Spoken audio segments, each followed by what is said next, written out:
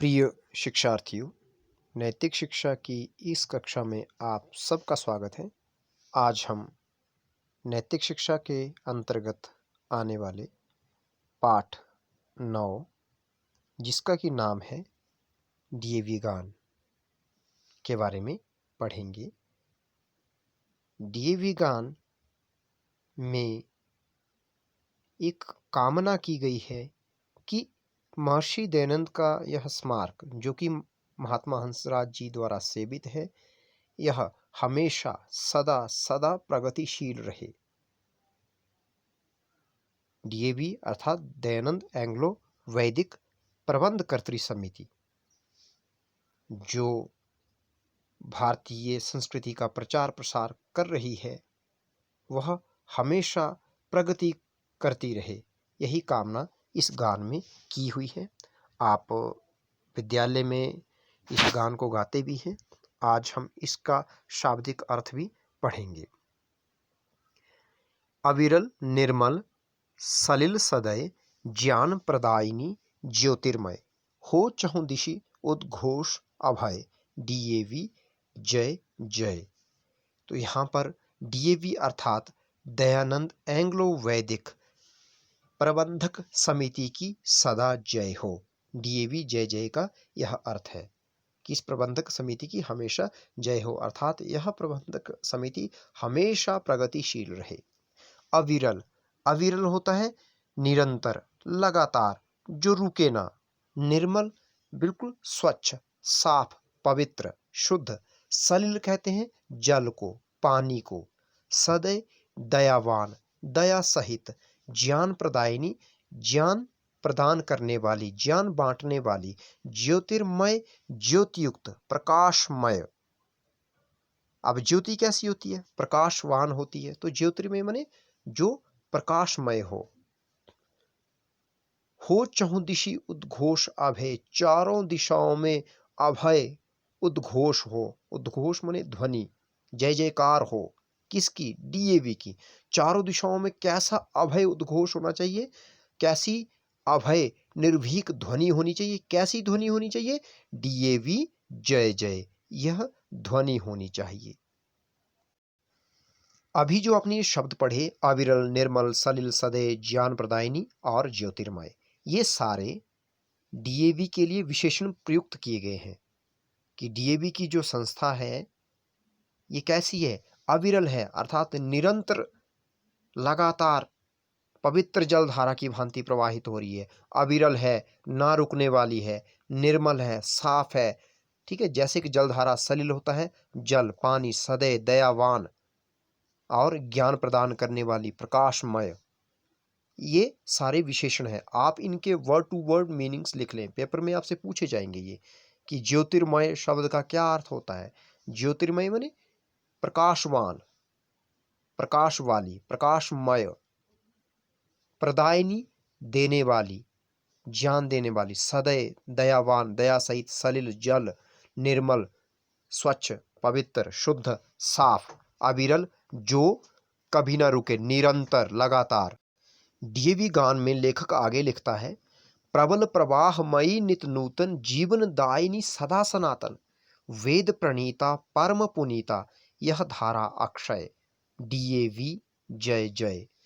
प्रबल प्रवाहमयी, इस डीएवी को हम एक जलधारा की तरह माने, पवित्र, निरंतर पवित्र चलने वाली जलधारा की तरह माने।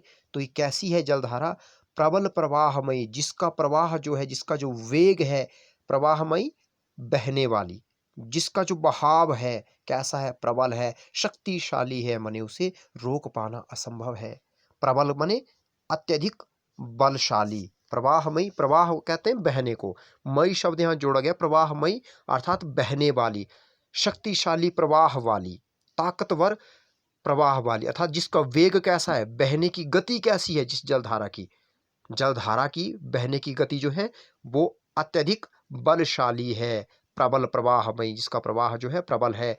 नित नूतन, और जो नित मने हमेशा, रोज, नित्य, डेली। नूतन, नई है। नित नूतन अर्थात हर दिन नई, नित नई भी कह सकते हैं हम इसको, जो आप लिखेंगे। हमेशा नवीन, सदा नवीन। जीवनदायिनी सदा सनातन। और जो जलधारा कैसी है? जीवनदायिनी, जीवन देने वाली। दायिनी का अर्थ है देने वाली। सदा सनातन, और सदा माने हमेशा, सनातन अर्थात सनातन शब्द का क्या अर्थ होता है? जो सदा से चली आ रही हो, हमेशा सदा से चली आ रही है यह जलधारा। वेद प्रणीता, जो वेद के द्वारा प्रणीत है, अर्थात इसका जो उद्गम स्थान है वो क्या है? वेद है। प्रणीत अर्थात रचना करना। इसकी रचना कहाँ से हुई? ये कहाँ से बनी? अगर ये कविता होती तब तो रचना होती। अब ये संस्था है तो इट मीन जिसे किसने बनाया है। इसका आधार क्या है? इसका उद्गम स्थान क्या है? वेद ज्ञान। वेद प्रणीता जो है यहाँ पर इसका अर्थ बनता है इसके प्रचार, इसके उद्गम का स्थान वेद ज्ञान है। उसका अर्थ है वेद प्रणीता, वेद के द्वारा प्रणीत, वेद के द्वारा बनाई गई, ऐसे लिखिए आप। परम पुनीता, परम माने अत्यधिक, पुनीता पवित्र, जो कि बहुत अधिक पवित्र है। क्यों पवित्र है? क्योंकि वेद से बनी है तो नेचुरली पवित्र होगी, वेद तो परम पवित्र है। यह धारा अक्षय, यह धारा कैसी है? जो डीएवी प्रबंध कर्तरी रूपी धारा, मतलब इसका कंपैरिजन किया गया एक पवित्र जल धारा के साथ। जैसे पवित्र जल धारा सबको जीवन, सबको अन्न धन बांटती हुई आगे बढ़ती रहती है, वैसे ही एक अक्षय पवित्र जलधारा से यहाँ डीबी संस्था की तुलना की गई है। अब कहता है यह धारा अक्षय, यह जलधारा कैसी? अक्षय है, न क्षयति, जिसका कभी क्षय नहीं होता, जो कभी खत्म ही नहीं होती। अक्षय का अर्थ है जिसका कभी क्षय ना हो। डीएवी की सदा जय हो। दयानंद से प्रेम भक्ति ले, हंसराज से त्याग शक्ति ले, धर्म भक्ति का, राष्ट्र शक्ति का, हो दिनमान उदय, डीएवी जय जय। अब देखिए कितने साफ शब्दों में लिखा है। पंक्तियां भले ही छोटी हैं परंतु सार गर्भित हैं। दयानंद जी से प्रेम भक्ति, अर्थात महर्षि दयानंद जो थे वो बहुत ही सहनशील थे। आपने चैप्टर में भी पढ़ा, अभी चतुर्थ पाठ संस्कृत का पढ़ा आपने, कि कितने सहनशील थे वो। यात्री उन्हें दुर्वचन कहता था, बुरी बातें बोलता था, कटु वचन बोलता था, फिर भी वो शांतिपूर्वक सुन लेते थे और उसका कोई जवाब नहीं देते थे। और जब उन्होंने उस यात्री को अच्छे रास्ते पर ला दिया तब स्वामी जी के शिष्य भी उनसे चकित हो गए। यह जो था सहनशीलता का परिणाम था, प्रेम भक्ति का परिणाम था। तभी लिखा है कि दयानंद जी से प्रेम भक्ति लो। उन्होंने तो अपने जो घातक था उनका, स्वामी जी का, जगन्नाथ उनका रसोइया, उसे भी क्षमा कर दिया था, उसके साथ भी प्रेम प्रकट किया था। तभी तो कहा गया यहाँ से कि महर्षि दयानंद से प्रेम भक्ति सीखिए और हंसराज से त्याग शक्ति ले। महात्मा हंसराज जी ने जिस प्रकार इस संस्था के लिए त्याग किया उतना आज तक किसी व्यक्ति ने नहीं किया, इसलिए उन्हें त्याग मूर्ति महात्मा हंसराज कहा जाता है। उन्होंने अपना सर्वस्व त्याग करके इस संस्था का पालन पोषण किया, जिसके तले आज हम और आप लोग पल बढ़ रहे हैं, ज्ञान का आदान प्रदान कर रहे हैं। तो उनसे त्याग शक्ति ले। धर्म भक्ति का, राष्ट्र शक्ति का, हो दिनमान उदय। कभी क्या चाहता है कि इस देश में धर्म की भक्ति हो, राष्ट्र की शक्ति का दिनमान, हर पल हर घड़ी हर क्षण, दिनमान का अर्थ यहाँ दिनमान घड़ी पल ये समय सूचक में आते हैं, अर्थात पल पल उदय हो, अर्थात तरक्की हो। उदय जैसे सूर्य उदय हुआ तो क्या होता है? सब जगह रोशनी फैल जाती है, तरक्की होती है। तो उदय का अर्थ है उदित होना, अर्थात बढ़ना, यानी कि धर्म भक्ति और राष्ट्र भक्ति हमारे देश में पैदा हो। हर पल पल हर क्षण क्षण हर बच्चे बच्चे में राष्ट्र भक्ति होनी चाहिए और धर्म भक्ति। धर्म भक्ति का अर्थ है यहाँ कर्तव्य परायण हो, जो इस राष्ट्र के लोग हों वे कर्तव्य परायण हों और राष्ट्र की शक्ति में सहायक बने, बाधक नहीं।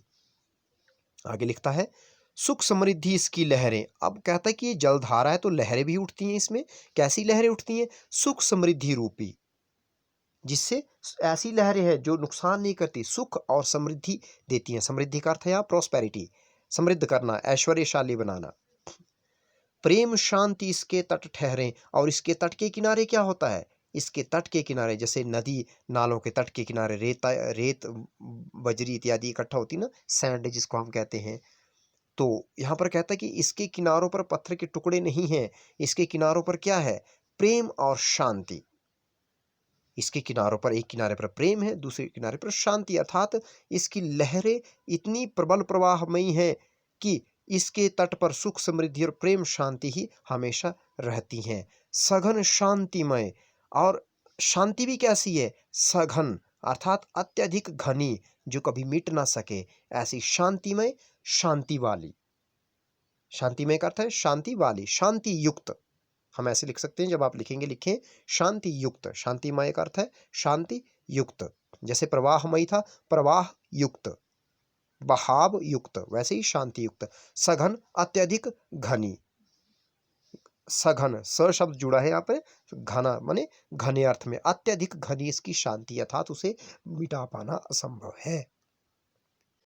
प्रबल कांतिमय, प्रबल माने अत्यधिक ताकतवर, बल कहते हैं शक्ति को, प्रबल माने प्रकृष्टम बलम, जिसकी ताकत बहुत अत्यधिक अत्यधिक है। ऐसे ही कांतिमय, कांति कहते हैं चमक को, कांतिमय का अर्थ है चमक वाली या चमक युक्त, माने इसकी कांति जो है अत्यधिक बलशाली है। कैसी कांति किसको कहते हैं? तेज को, चमक को। जैसे सूर्य में इतनी कांति है, इतना तेज है कि हम उसे देख नहीं पाते, देख नहीं सकते उसे हम अपनी साधारण आंखों से। तो इसलिए कहा गया प्रबल कांतिमय, जिसकी कांति चमक कैसी है? जो कि प्रबल है, अत्यधिक बलशाली। कांति में कांति युक्त, चमक युक्त या चमक वाली। अब आगे लिखता है लिए अटल निश्चय, उसका निश्चय कैसा है? अटल है, पक्का इरादा कर रखा है उसने। DAV जय जय, इस दयानंद एंग्लो वैदिक प्रबंध कर्तरी समिति की सदा जय हो। क्यों जय हो? क्योंकि यह हमेशा इस संसार में सुख शांति की कामना करती है और अपने जन्म काल से ही निरंतर पवित्र जलधारा की भांति यह प्रवाहित हो रही है। यहाँ लिखा है कि इस गीत की cassette Hansraj model school Punjabi Bagh Nai Delhi में संगीत के शिक्षक श्री अजय ठाकुर ने तैयार की है, और आप गाते भी हैं इस गान को प्रत्येक दिन अपने जो सभा होती है, विद्यालयी सभा, अर्थात जो मॉर्निंग असेंबली होती है, उसमें गाते भी हैं आप। तो आज मैंने इसका शाब्दिक अर्थ आपको बताया ताकि आप बेहतर तरीके से इसे समझ सकें। अब इसमें अभ्यास प्रश्नोत्तर कहते हैं गीत के प्रथम पद्य में DAV के लिए किन किन विशेषणों का प्रयोग किया गया है? तो जैसा हमने पढ़ा, अविरल, निर्मल, सलिल, सदय, ज्ञान प्रदायिनी, ज्योतिर्मय। वैसे तो बहुत कुछ है, सघन शांति में, प्रबल कांति में, लेकिन प्रथम पद्य की यहाँ बात कर रहा हूँ मैं। तो जो फर्स्ट पैराग्राफ में है उनको ही लिखेंगे हम। अगर दूसरे में पूछा जाएगा तो प्रबल प्रवाह में, नित्य नूतन, जीवनदायिनी, सदा सनातन, वेद प्रणीता, परम पुनीता, अक्षय धारा, बहुत सारे, लेकिन हमसे प्रथम पद्य ही पूछा गया है। आगे कहता है गायक चारों दिशाओं में किस उद्घोष की कामना करता है? किस जय घोष की कामना कर रहा है कि चारों दिशाओं में किसकी जय जयकार हो? DAV जय जय, इस उद्घोष की कामना करता है। इस गीत में DAV की धारा को परम पुनीता क्यों कहा गया है? सीधी सी बात है, परम पुनीता इसलिए कहा गया है क्योंकि इसका उद्गम स्थान वेद है, वेद पवित्र है, तो यह धारा भी पवित्र है, इसीलिए भी। और यह अपने जन्म काल से निरंतर पवित्र, माने जब से यह बनी है, जब से शुरू हुई है, तब से लगातार पवित्र जल धारा की भांति प्रवाहित हो रही है, इसलिए DAV की धारा को परम पुनीता कहा गया है। वेद प्रणीता, परम पुनीता, वेद प्रणीत है, उद्गम स्थान वेद है, वेद पवित्र है, तो जलधारा भी पवित्र होगी। जाहिर सी बात है, पवित्र से पवित्र की ही उत्पत्ति होगी। आगे लिखता है DAV के साथ दयानंद जी और हंसराज जी का क्या संबंध है? तो DAV के साथ दयानंद जी का प्रेम संबंध है और हंसराज जी का त्याग संबंध है। कई बार ऐसे पूछ लिया जाता है यह संबंध किस प्रकार है?